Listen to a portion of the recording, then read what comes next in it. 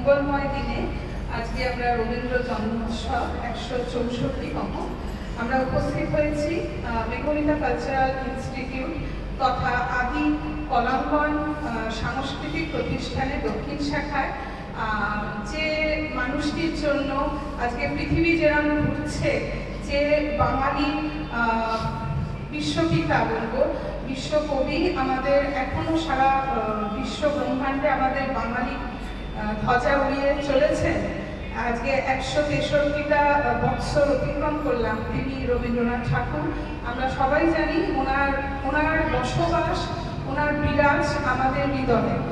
সুতরাং আমার মনে হয় সর্বমর্ত পাতাল এই ভৌগোলিক হিসেবে ওনাকে বিচার করা যায় না।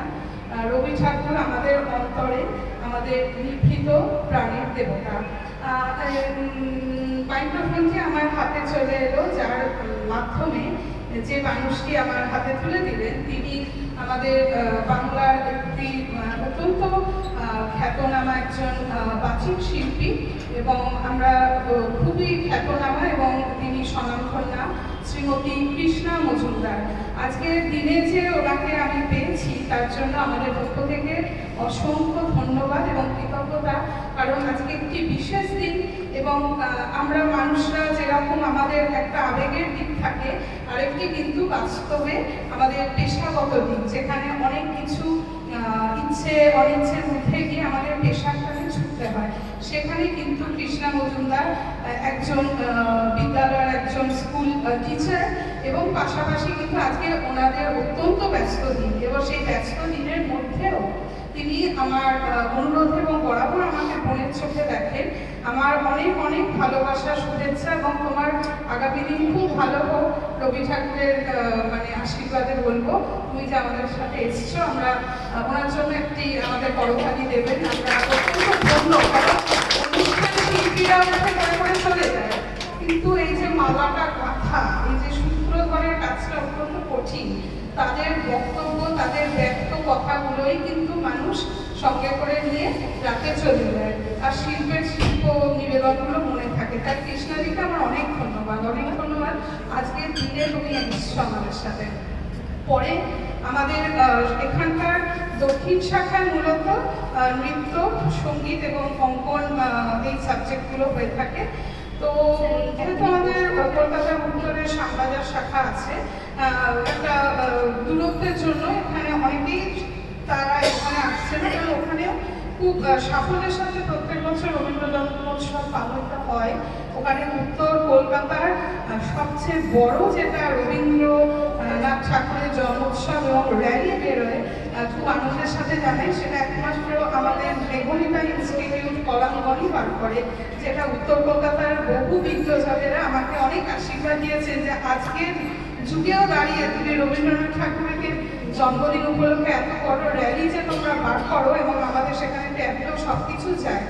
কিন্তু বিভিন্ন কারণে এবছর আমরা সেইটাকে বন্ধ রেখে আজকে দক্ষিণ শাখায় আমরা এটা পালন করছি, এবং আমাদের মধ্যে উপস্থিত রয়েছে এই শাখার অনেকে, এবং উত্তর কলকাতারও অতি যে উৎসাহী শিল্পীরা, তাদেরকে আমি আমাদের দক্ষিণ শাখা থেকে আমরা অনেক ধন্যবাদ জানাবো যে তারাও কিন্তু উত্তর থেকে এখানে ছুটে এসছে। এই আমার মনে হয় বর্তমান যুগে ফ্যামিলি, পরিবার সবকিছু অনেকটা কুক্ষিগত এবং নিউক্লিয়ার হয়ে যাবে। আমি সবসময় বলি আমাদের এই নৃত্য সঙ্গীতের কিন্তু একটা বর্ধিষ্ণু, একটা বর্ধিত পরিবার, ব্যক্ত পরিবার আছে, যে পরিবারের মানুষগুলো এসে থাকলেই পাশে আমরা খুশি, আমি খুশি। হ্যাঁ, সেখানে মনে হয় আমাদের একটা আলাদা পরিবার আছে, যেটা সাংগীতিক পরিবার। তো এই সব কিছু কিন্তু যার আশীর্বাদে তিনি হচ্ছেন বিশ্বকবি। তার প্রত্যেকটা কথা, প্রত্যেকটা কবিতা, আবৃত্তি, গান, সেগুলোর মধ্যে থেকে বারে বারে সেগুলো পাই। এই আজকের এখানে অনেক ছোটরা রয়েছে, আমি এই কথাগুলো মূলত কিন্তু শিক্ষার্থীদের উদ্দেশ্যে বলছি, এবং অভিভাবকরা তো আছেনই, তার জন্যই তারা আজকে এখানে এসছে, তাদের উৎসাহে। আমি খুব অনুরোধ করব সব অভিভাবকদের, দয়া করে তাদের এই নৃত্য সঙ্গীতের জীবনটার মধ্যে দিয়ে তাদের বড় করুক। শুধুই পাঠ্যপুস্তক, শুধুই ইদুত্তর, শুধুই গতানুগতিক শিক্ষা একটা মানুষকে পরিপূর্ণ কখনো করতে পারে না। রবীন্দ্রনাথ নিজেই একটা বিশাল বড় ইনস্টিটিউট, তাকে ভালো করে বোধ করলেই জীবনটা আমার মনে হয় কাটানো যেতে পারে। আচ্ছা, কৃষ্ণাজির পাশাপাশি আর একজন রয়েছে আমাদের যে হচ্ছে রকি বলে, সে আমাদের এখানকার একজন খুব কর্মঠ একজন শিল্পী হলেও সে আমাদের মেদিনীপুর হলদিয়া নন্দকুমার অঞ্চলে একজন বিশিষ্ট ব্যক্তিত্ব। তাদের সুদীর্ঘকাল তার নাট্যদল ওখানে একটা বিখ্যাত, সে তার পরিচয় ছোট করে দিয়ে দেবে, সেও আমাদের পাশে রয়েছে। এছাড়া আমাদের সংস্থার যারা সঙ্গীত শিল্পী রয়েছেন সুস্মিতা সাধুকা, রয়েছে রাজশ্রী সাহা, রয়েছে রীনা ঘোষ এবং আমি মেঘুলিতা মিত্র। আমরা সঙ্গীত পরিবেশন করতে যাচ্ছি। আর আমার যারা অভিভাবক, তার মধ্যে আমার মা এখনো এসে উপস্থিত হতে পারেনি বিশেষ কারণে, কিন্তু আমার বাবা রয়েছে, যেটা আমাদের মূল শক্তি। আমার বাবা, মা এবং মার কথা বিশেষ করে বলবো, যেটা আমার বাবাও মানে সর্বতকরণে মানে সবসময় বলে এসছে, আজকে রবীন্দ্রনাথকে যেটুকু পেয়েছি, যেটুকু শিখেছি বা ফিল করি, সেটার কিন্তু পুরো আকাশ জুড়ে আমার মায়ের অবদান। কিন্তু মা বিভিন্ন কারণে এসে উঠতে পারেনি। আমি সবার আগে মার আশীর্বাদ নিয়ে আর বাবার আশীর্বাদ নিয়ে শুরু করছি। আমাদের সংগঠনের তবলা বাদ্যে রয়েছে শ্রী বিমল চক্রবর্তী মহাশয়। ওনাকেও আমি একটু সুস্মিতাকে বলবো একটু ওনাদের জন্য ছোট্ট আয়োজন রাখার জন্য দাও, ওনাদের হাতে কৃষ্ণাদি আর বিমলদাকে একটু দিও। তো সুচন্দ্রা বা ওখান থেকে আরো কেউ আছে, একটু উঠে নিয়ে একটু দাও ওনাদের। তো বিমল চক্রবর্তী দাদা রয়েছেন, ওনার হাতে আমরা একটু ফুলের ছোট্ট আয়োজন। অ্যাকচুয়ালি এটা আমাদের খুব সীমিত পরিকল্পনা। হ্যাঁ, তুমি দাও ওনাকে তুলে দাও ওনার হাতে, হ্যাঁ সাইড করে দাও। হ্যাঁ,